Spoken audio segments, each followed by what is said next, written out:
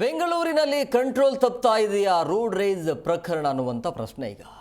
Car touch ಆಯಿತು ಅಂತ ಗಲಾಟೆ ಮತ್ತು ಅವಾಚ್ಯ ಶಬ್ದಗಳಿಂದ ನಿಂದನೆ ಆಗುತ್ತೆ.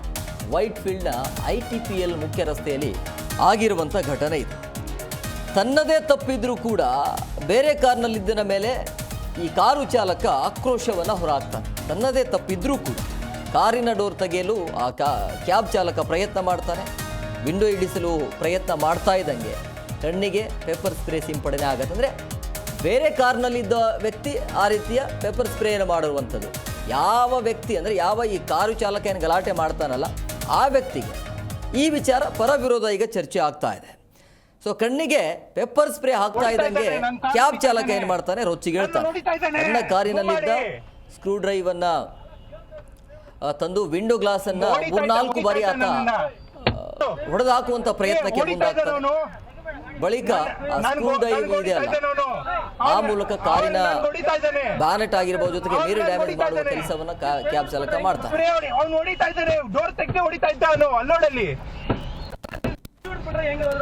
ನಾವು ನೋಡಿ ಅವ್ನು ಡೋರ್ ತೆಗಿತಾ ಇದ್ದ, ಸ್ಪ್ರೇ ಅಂತ ತಿಕ್ಕಿದ ಅಂದ್ರೆ ಅವ್ನು ಹೊಡಿತಾ ಇದ್ದಾನ.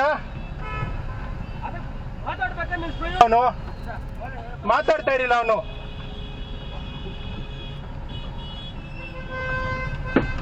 ಏಯ್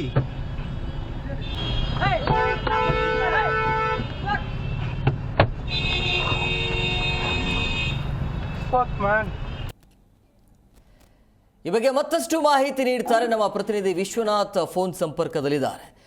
ವಿಶ್ವನಾಥ್, ಈ ರೋಡ್ ರೇಜ್ ಪ್ರಕರಣ ದಿನದಿಂದ ದಿನಕ್ಕೆ ಜಾಸ್ತಿ ಆಗ್ತಾ ಇದೆ, ಬಟ್ ಯಾವ ಕಾರಣಕ್ಕಾಗಿ ಗಲಾಟೆ ಆಯಿತು ಅಂತೇಳಿ ಇಬ್ಬರ ಮಧ್ಯೆ?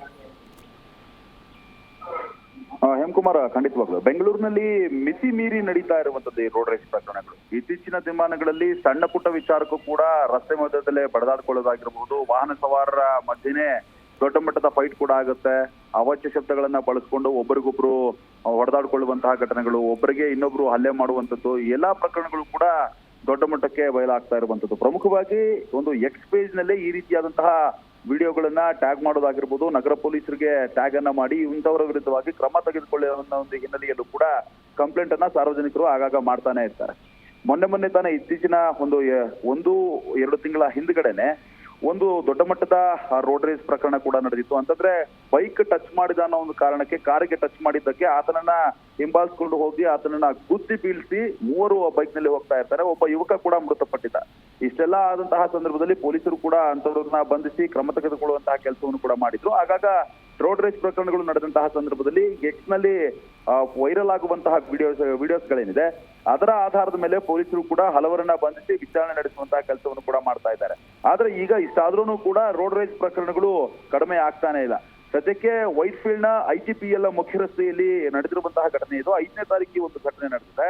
ಕಿರಿಕ್ ಮಾಡ್ತಾ ಇದ್ದಂತಹ ಕ್ಯಾಬ್ ಡ್ರೈವರ್ ಕಣ್ಣಿಗೆ ಪೆಪ್ಪರ್ ಸ್ಪ್ರೇ ಅನ್ನು ಕೂಡ ಮತ್ತೊಬ್ಬ ಕಾರ್ನಲ್ಲಿದ್ದ ವ್ಯಕ್ತಿ ಕೂಡ ಮಾಡಿರುವಂತದ್ದು. ಈ ಎಲ್ಲಾ ದೃಶ್ಯಾವಳಿಗಳು ಕೂಡ ರೆಕಾರ್ಡ್ ಆಗಿರುವಂತದ್ದು. ಇನ್ನು ಕ್ಯಾಬ್ ಚಾಲಕನಿಂದ ಇನ್ನೊಂದು ಕಾರ್ನಲ್ಲಿದ್ದವನ್ನ ಕೆಳಗಿಳಿಸಲು ಕೂಡ ಯತ್ನ ನಡೆದಿರುವಂತದ್ದು. ವಿಂಡೋ ಮೂಲಕ ಕಾರಿನ ಡೋರ್ ತೆಗೆಯೋದಕ್ಕೂ ಕೂಡ ಈ ಕ್ಯಾಬ್ ಚಾಲಕ ಯತ್ನ ಮಾಡಿದ್ದಾನೆ.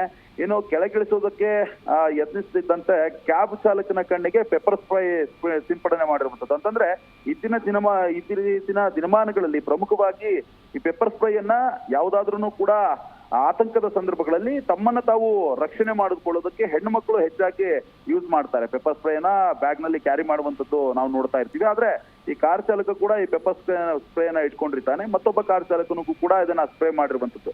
ಬಳಿಕ ಸ್ಕ್ರೂ ಡ್ರೈವರ್ ಮೂಲಕ ಕಾರ್ನ ಬಾನೆಟ್ ಆಗಿರ್ಬೋದು, ಮಿರರ್ ಆಗಿರ್ಬೋದು, ಇವೆಲ್ಲವನ್ನು ಕೂಡ ಡ್ಯಾಮೇಜ್ ಅನ್ನು ಕೂಡ ಈ ಕ್ಯಾಬ್ ಚಾಲಕ ಮಾಡಿರುವಂತದ್ದು. ಇನ್ನು ಘಟನೆಯ ವಿಡಿಯೋ ಮತ್ತು ಪೆಪ್ಪರ್ ಸ್ಪ್ರೇ ಮಾಡಿದಂತಹ ವ್ಯಕ್ತಿ ಇದ್ದ ಕಾರ್ನ ಡ್ಯಾಶ್ ಬೋರ್ಡ್ ನಲ್ಲಿ ಏನು ಕಂಪ್ಲೀಟ್ ಆಗಿ ಸರಿ ಆಗಿರುವಂತದ್ದು.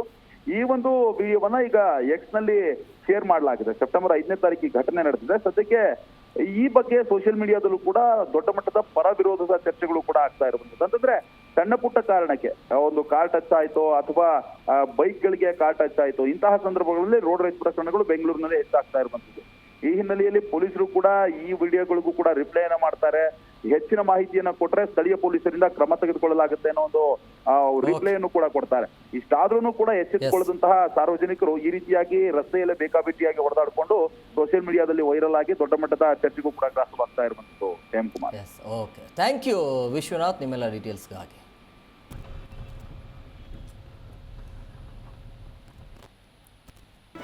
ಜಿ ಕನ್ನಡ ನ್ಯೂಸ್ ಈಗ ನಿಮ್ಮ ಮನೆಯಲ್ಲೇ ನೋಡಿ.